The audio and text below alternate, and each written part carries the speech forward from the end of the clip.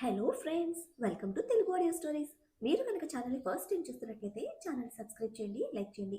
అలానే ఈ కథపై మీ విలువైన ఒపీనియన్ని కామెంట్ రూపంలో తెలియజేయండి. ఇక కథలోకి వెళ్దామా? వీడియో చూస్తున్నందరూ కింద కనిపిస్తున్న హైప్ ఆప్షన్లోకి వీడియోని ఎంకరేజ్ చేయండి. ఆదిత్య గుర్రుగా చూస్తూ, కావాలని ఇరికించావు కదా, ఖచ్చితంగా గుర్తు పెట్టుకుంటారు నా వాయిస్. రేపు పొరపాటున కాలేజ్లో గుర్తుపడితే ఇంకా అంతే సంగతి. కాలేజ్ మొత్తం పరిగెత్తించి కొడతారు అని అంటే సౌర్య నవ్వుతూ, అందుకే కదా కావాలని చేయించింది. రేపటి నుంచి కాలేజ్కి వెళ్ళినప్పుడు ఇది గుర్తు పెట్టుకొని కాస్త బుద్ధిగా ఉంటావు అని అంటాడు. ఆదిత్య ఏదో అనుభూతి ఉంటే ఖుషి సీరియస్ గా ఆదిత్య వైపు చూస్తూ, ఆది మ్యూజిక్ స్టార్ట్ చేయి అని అనడంతో ఆదిత్య గుర్రుగా సౌర్య వైపు చూస్తూ మ్యూజిక్ స్టార్ట్ చేసి బాల్ పాస్ చేస్తాడు.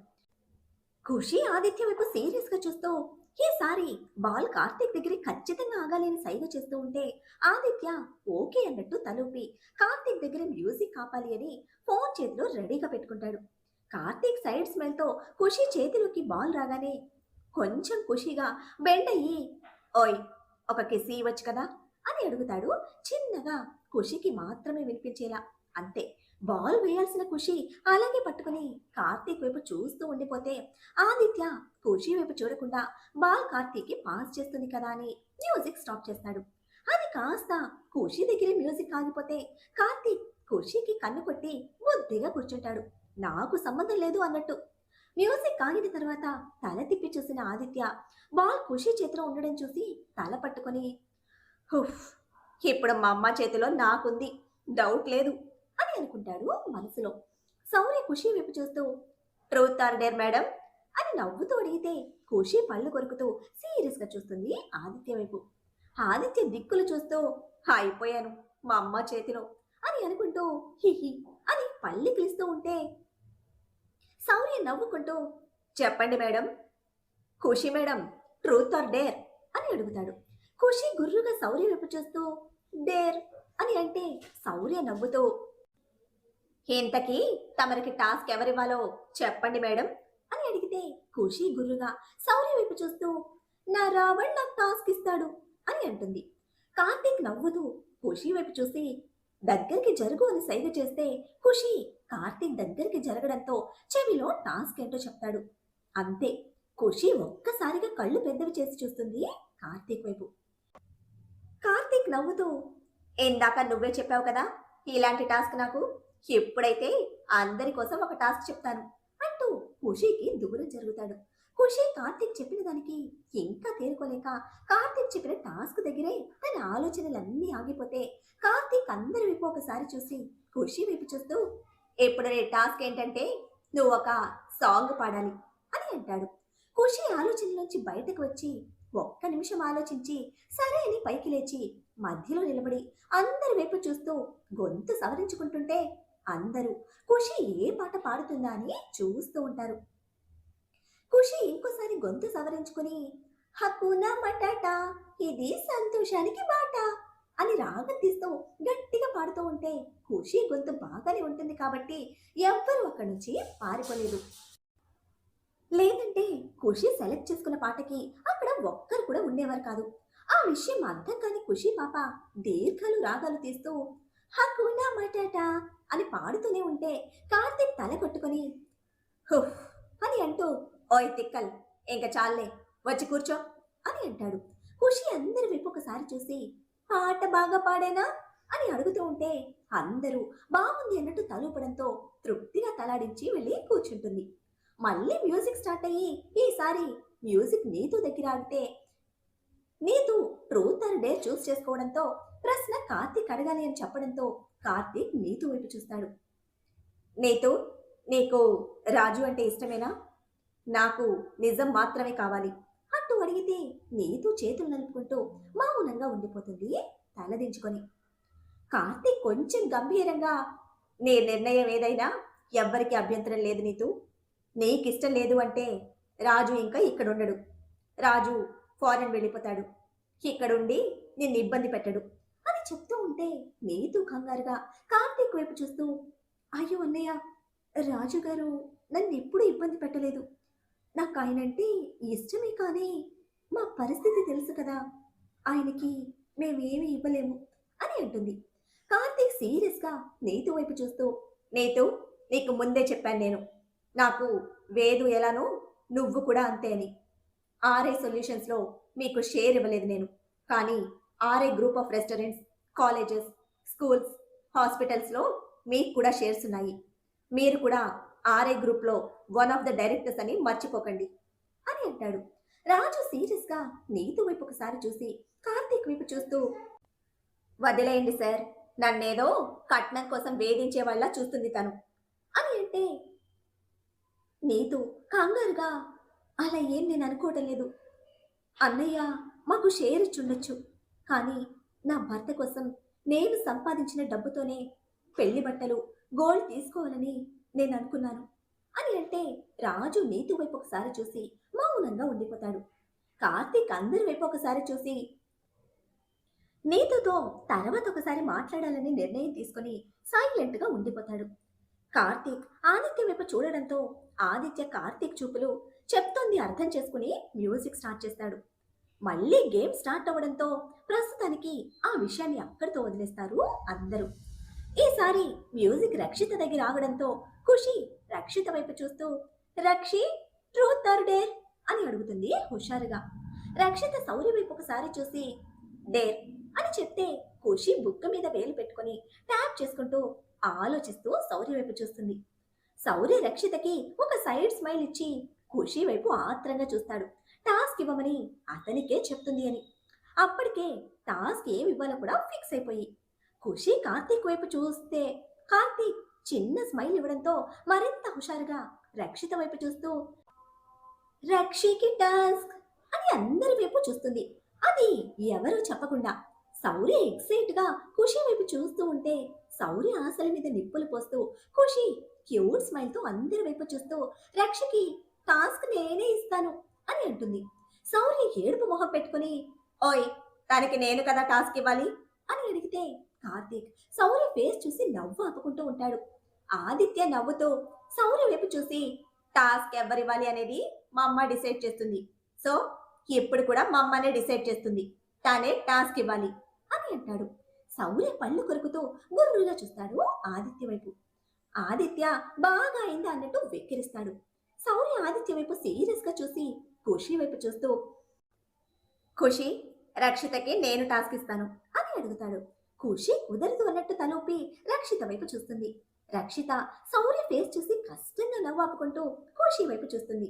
ఖుషి ఒక నిమిషం బాగా ఆలోచించి, రక్షి, నీ టాస్క్ ఏంటంటే అని ఒక్క క్షణం గ్యాప్ ఇచ్చి శౌర్య వైపు చూసి మళ్ళీ రక్షిత వైపు చూస్తూ, నువ్వు శౌర్యతో కబడ్డీ గేమ్ ఆడాలి, ఎవరైతే ఫస్ట్ 3 పాయింట్స్ గెలుచుకుంటారో వాళ్ళు విన్, టాస్క్ నీకు కాబట్టి నువ్వే ఖచ్చితంగా గెలవాలి, ఒకవేళ నువ్వు ఓడిపోతే శౌర్యకి పనిష్మెంట్ ఉంటుంది అని చెప్తుంది.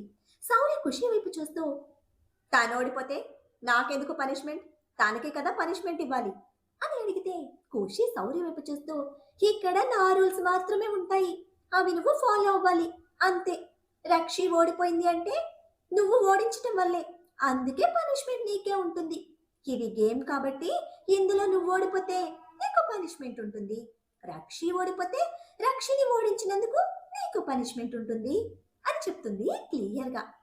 శౌర్య ఖుషి వైపు చూస్తూ, ఏది అన్యాయం, గెలిచిన ఓడినా నాకే పనిష్మెంట్ అంటే ఎలా అని అడుగుతాడు ఫేస్ సీరియస్ గా పెట్టేసి. ఖుషి ఫేస్ అయోమయంగా పెట్టేసి డల్ గా కార్తీక్ వైపు చూస్తుంది. అంతే, కార్తీక్ కరిగిపోతూ శౌర్య వైపు సీరియస్ గా చూస్తూ, రే, ఇందులో అన్యాయం లేదు, ఆవకాయ లేదు, ముందే రూల్స్ చెప్పారు కదా, నా ఇరా ఏది చెప్తే అదే ఫైనల్ అని తీర్మానం చేసేయడంతో ఇంకా ఎవరేం మాట్లాడతారు. అందరూ వస్తున్న నవ్వుని కష్టంగా ఆపుకుంటూ శౌర్య వైపు చూస్తూ ఉంటే శౌర్య పళ్ళు కొరుకుతూ గుర్రుగా చూస్తాడు కార్తీక్ వైపు. ఖుషి నవ్వుతూ కార్తీక్ బుగ్గ మీద ముద్దు పెట్టి, నా మంచి రావణ్ అని ఆదిత్య వైపు చూస్తే ఆదిత్య ఖుషి చెప్పింది అర్థం చేసుకుని పైకి లేచి కొంచెం పక్కనే కబడ్డీ ఆడటం కోసం ఏర్పాట్లు చేస్తాడు 5 నిమిషాల్లో. ఖుషి అందరి వైపు ఒకసారి చూసి రక్షిత వైపు చూస్తూ, రక్షి, నువ్వే గెలవాలి అని అంటే కార్తీక్ శౌర్య భుజం మీద చెయ్యి వేసి, రే, నువ్వే గెలవాలి అని అంటాడు ఎంకరేజింగ్ గా. శౌర్య కార్తీక్ చేతిని నెట్టేసి, ఆకు వెళ్ళి ముళ్ళు మీద పడినా, ముళ్ళు వెళ్ళి ఆకు మీద పడినా చిరిగేది నాకే అన్నట్టు ఎవరు గెలిచినా ఓడినా నాకే కదా పనిష్మెంట్.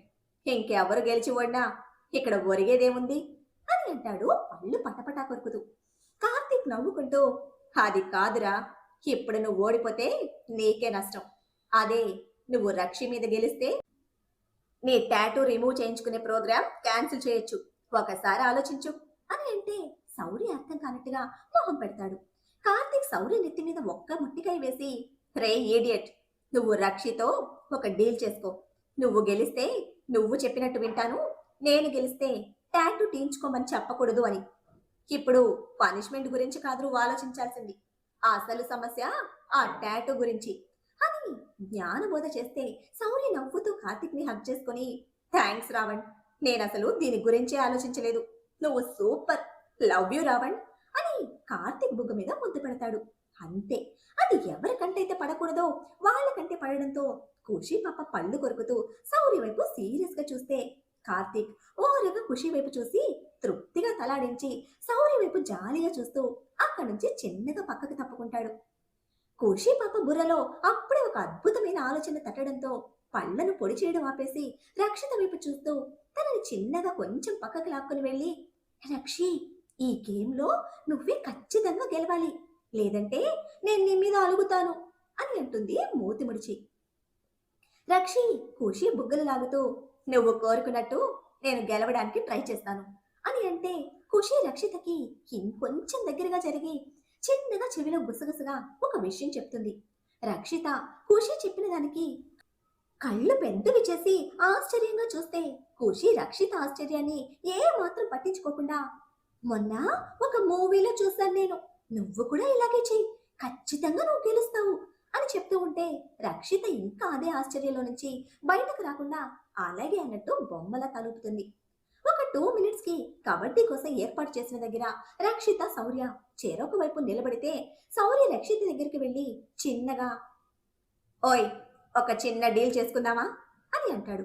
రక్షిత మొహం తిప్పేసి, ఏంటి ఆ డీల్ అని అడిగితే శౌర్య రక్షిత వైపు చూస్తూ, డీల్ ఏంటి అంటే నువ్వు గెలిస్తే 1 day కంప్లీట్గా నువ్వు చెప్పినట్టు వింటాను, నువ్వు చెప్పింది చేస్తాను. నేను గెలిస్తే నా టాటూ గురించి నువ్వు మర్చిపోవాలి, టాటూ రిమూవ్ చేయించుకోమని అడగకూడదు అని అంటాడు. రక్షిత ఖుషి పాప చెప్పింది ఒకసారి గుర్తు చేసుకొని, డీల్ ఓకే, గుర్తు పెట్టుకోండి, నేను గెలిస్తే 1 day కంప్లీట్గా నేను చెప్పినట్టు వినాలి, నేను చెప్పింది చేయాలి అని అంటుంది సైడ్ స్మైల్తో. సౌరి నవ్వుతూ, డీల్ ఓకే అని థమ్ ఫింగర్ చూపించి అతని ప్లేస్లోకి వెళ్ళి నిలబడితే ఆదిత్య ముందుకు వచ్చి, గేమ్కి కొన్ని రూల్స్ ఉన్నాయి, అవేంటో మా అమ్మ చెప్తుంది అని ఖుషి వైపు చూస్తాడు. ఖుషి అందరి వైపు ఒకసారి చూసి, ఇద్దరు 2 times ఆడాలి, అందులో 3 points ఎవరికి వస్తాయో వాళ్ళు విన్ అయినట్టు, లైన్ క్రాస్ చేయకూడదు, గేమ్కి జడ్జిగా తాతయ్య ఉంటారు అని చెప్తే ఆదిత్య ఇద్దరి వైపు ఒకసారి చూసి, ముందు రక్షి అక్క వెళ్తుంది కూతకి అని చెప్తూ, రెడీ, గేమ్ స్టార్ట్ అని అంటాడు. రక్షిత నవ్వుతూ ఖుషి వైపు ఒకసారి చూసి సౌర్య కోర్టులోకి వెళ్తే సౌర్య లాస్ట్ లో నిలబడి రక్షిత దగ్గర రావడం కోసం ఎదురు చూస్తూ ఉంటాడు. రక్షిత నవ్వుతూ శౌర్య ముందుకు వెళ్ళి శౌర్యని టచ్ చేయగానే శౌర్య ఒక చేత్తోనే రక్షిత నడుము చుట్టూ చేయి వేసి దగ్గరికి లాక్కొని పట్టు బిగిస్తాడు. రక్షిత ఒక్క నిమిషం శౌర్య చేతుల్లో గింజుకొని ఖుషి చెప్పింది గుర్తు రాగానే సైడ్ స్మైల్తో శౌర్య వైపు చూస్తుంది.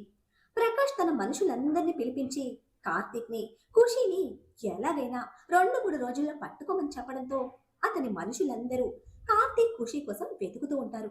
వాళ్ళ దగ్గర కేవలం ఖుషి ఫోటో మాత్రమే ఉండడంతో కార్తీక్ ఖచ్చితంగా ఖుషి దగ్గరే ఉంటాడు కాబట్టి ఖుషిని వెతికి పట్టుకుంటే ఖచ్చితంగా కార్తీక్ కూడా దొరుకుతాడు అని ఖుషిని ఎలా అయినా వెతికి పట్టుకోమని చెప్తాడు. దాదాపు 100 మంది వరకు ప్రకాష్ రాజేష్ మనుషులు వేరే వేరే ఊర్లు జిల్లాల్లో ఖుషిని వెతకడానికి వెళ్తే రాజేష్ కూడా రావడంతో ఇద్దరు కూర్చొని మాట్లాడుకుంటూ ఉంటారు కార్తీక్ ని పట్టుకోవడం గురించి. రాజేష్ ప్రకాష్ వైపు చూస్తూ, ప్రకాష్, ఆ కార్తీక్ ఫోటో చిన్నప్పుడు ఏదైనా ఉంటే ఇప్పుడు ఎలా ఉంటాడో డ్రా చేస్తే మనకి పట్టుకోవడం సులువవుతుంది. ఆ ఖుషి కనుక బయటకు రాకపోతే మనం ఎంత ట్రై చేసినా పట్టుకోవడం కష్టం. అందుకే వాడి ఫోటో ఉంటే మనకి సులువవుతుంది.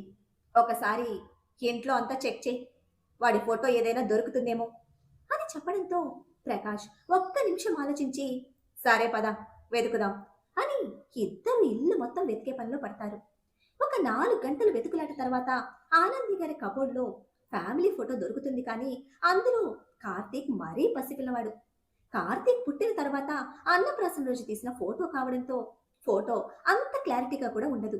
ఇంకో 2 గంటలు వెతికినా కూడా వేరే ఏ ఫోటోస్ దొరకకపోవడంతో ఉసూరుమంటూ హాల్లోకి వెళ్లి కూర్చుంటారు. దొరికిన ఫోటోతోనే ఏదైనా కొంతవరకు ఐడెంటిఫై చేసేలా ట్రై చేద్దామని ఒక ఫేమస్ ఆర్టిస్ట్ ని కాంటాక్ట్ అవుతారు. వాళ్ళకి నెక్స్ట్ డేకి ఆ ఆర్టిస్ట్ అపాయింట్మెంట్ దొరకడంతో ఇంకా చేసేదేమీ లేక తర్వాత రోజు ఆ ఆర్టిస్ట్ కి రాజేష్ ఇంటి అడ్రస్, లొకేషన్ షేర్ చేసి ఆలోచిస్తూ కార్తీక్ ని పట్టుకోవడం కోసం ఏవేవో ఆలోచనలు చేస్తూ ఉంటే చివరికి ప్రకాష్ కి ఒక ఆలోచన తట్టడంతో, రాజేష్, నా దగ్గర ఒక ప్లాన్ ఉంది. దీనివల్ల వాడంతట వాడే మన ముందుకొస్తాడు. ఈ 2-3 రోజుల్లో మనకి వాడు దొరకకపోతే ఈ ప్లాన్ ఇంప్లిమెంట్ చేద్దాం అని అంటాడు. రాజేష్ కొంచెం ఆత్రంగా ఏంటా ప్లాన్ అని అడిగితే ప్రకాష్ చుట్టూ ఒకసారి చూసి చెప్పను, డైరెక్ట్గా చేయడం అంతే అని అంటాడు. రాజేష్ ప్రకాష్ వైపు ఒకసారి చూసి మళ్ళీ లీక్ అవుతుందేమోనని ఈసారి చెప్పను, డైరెక్ట్గా చేయడమే అని అంటే, సరే వాడు బయటకు రావడం కావాలి మనకి అని అంటూ మాట్లాడుకుంటూ ఉంటారు. రియా తన రూమ్లో కూర్చొని వాళ్ళమ్మ ఫోటో పట్టుకొని ఏడుస్తూ తనకి ఫోన్ చేసిన వ్యక్తి ఏం చెప్తే అదే చేయాలి 4 రోజుల తర్వాత అని తను చేసిన తప్పులకి ప్రాయశ్చిత్తం చేసుకోవాలి అని నిర్ణయించుకుంటుంది. మరి ప్రకాష్కి తట్టిన ఆలోచన ఏమిటి? ఈసారి ఎవ్వరికీ తెలియకుండా దానిని అమలు చేసి రావణ్ ఎవరో తెలుసుకోగలుగుతారా? ఖుషి రక్షి చెవిలో చెప్పిన ఆ సీక్రెట్ ఏమిటి? రక్షి శౌర్యను ఓడిస్తుందా? ప్రకాష్ ప్రతాప్ ఆర్టిస్ట్తో కార్తిక్ డ్రాయింగ్ వేయించగలుగుతారా? రియా రితీష్ ని పెళ్లి చేసుకోవడానికి మనస్ఫూర్తిగా ఒప్పుకుంటుందా? ఏం జరుగుతుందో తెలియాలంటే నెక్స్ట్ ఎపిసోడ్ ని ఫాలో చేయండి.